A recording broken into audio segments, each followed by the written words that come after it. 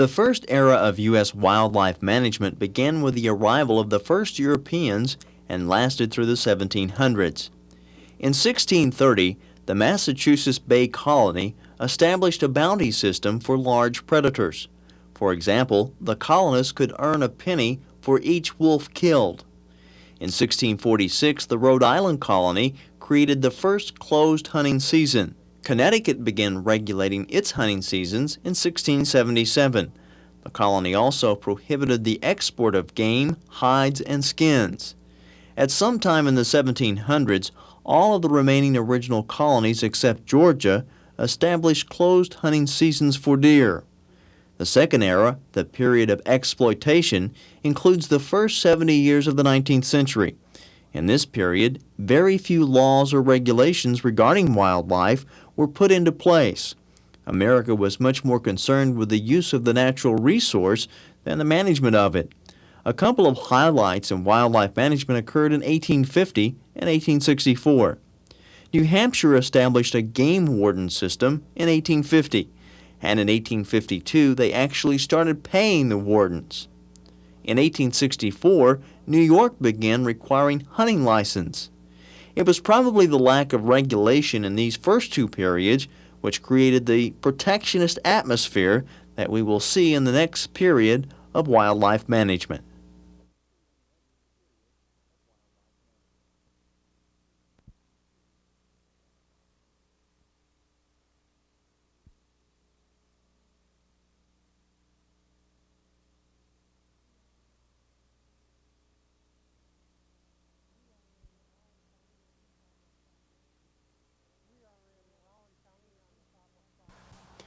We are in Rowan County on the top of Clock Mountain, and we're at a very unique ecological community within the state of Kentucky, and that is a prairie glade or a dry xeric limestone prairie area. And if you look around behind me, you'll notice that there's forest, and right here there's an area that's primarily grassland. This is what we call an edaphic climax community, because if you'll notice the forests, and we say, well, why didn't the forest come and take over this area? And the reason is that the soil characteristics dictate the type of ecological community that is here. So you find in this situation where your general climate is the same, it's certainly not going to vary in a matter of a few feet, but what determines the community in this case then is soil. And in this case, what we have is limestone coming very close to the soil surface, such that instead of a forest community, we end up with essentially a grassland community. And some very unique things that are found in these grassland communities, and one of them are signature prairie grasses, and this is big bluestem, Andropogon gerardii. This is one of the native warm season grasses, which is a C4 grass. It's around mid-August, and you can see now this is just putting on its good growth. You can see these grasses grow to tremendous heights. This is just one of them. The others are that were found on these areas predominantly were Indian grass. Most of this down in here, this material here, is mostly Indian grass. In fact, here's one that's just getting ready to flower here. That's an Indian grass plant. This is big bluestem. Some people call big bluestem turkey foot. You can't see it here, but it has a flowering structure that has 3 to 5 parts that makes it look like a turkey's foot.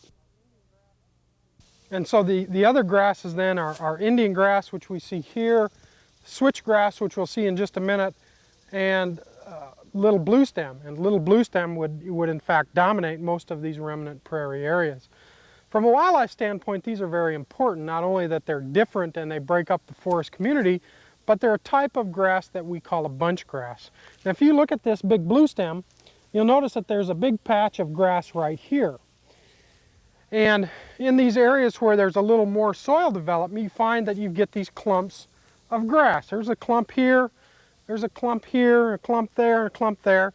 And you'll notice then that in between them, in many cases, there's bare ground. And this is important for things like quail, rabbits, and songbirds, in that in very dense stands of this, we get a canopy with movement corridors on the ground here where wildlife can move under this grass and stay undetected. In addition, the grass is very nutritious. Now, what happens also is that within these kind of bare ground areas, you start to get diversification of the community. You get some of the more interesting components of the ecological community. You get the forbs or the herbaceous component. And so wherever there's not competition from grass, you pick up other important wildlife foods like this. This is a little desmodium, commonly known as beggar ticks, or some people call them stick-tights. Very important food for quail and other birds. In addition, the foliage is very nutritious for things like rabbits and deer. Other interesting things that you find in this prairie community is, one of them is an example right here. This is Asclepias tuberosa, which is butterfly milkweed. And if you'll notice that there's a little hair streak butterfly using this right there. Can you see that? That's kind of a signature plant of the prairie areas. Other things that you'll find here in this particular community, you'll find this here. This is another little kind of it's a lobelia, a member of the lobelia family, which includes cardinal flower. You'll find a number of sunflowers. This is probably ashy sunflower, which is another prairie plant. You'll find a number of silphiums. This is silphium, one of the three-lobed, three-leaved silphiums. And then one of the more spectacular and interesting silphiums is right here. This is a plant called prairie dock. And you see it's got some very large basal leaves and some large stalks. This is an indicator of poor soil. And you can see these get to be pretty high. They have a nice yellow flowers utilized by butterflies.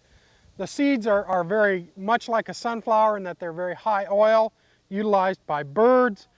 And it grows on these remnant areas as well. And then another kind of signature plant of the prairies is the blazing star. In this case, this is rough blazing star. And it also occurs, there's a number of 4, 5, or 6 species of blazing stars that occur on these prairie areas as well.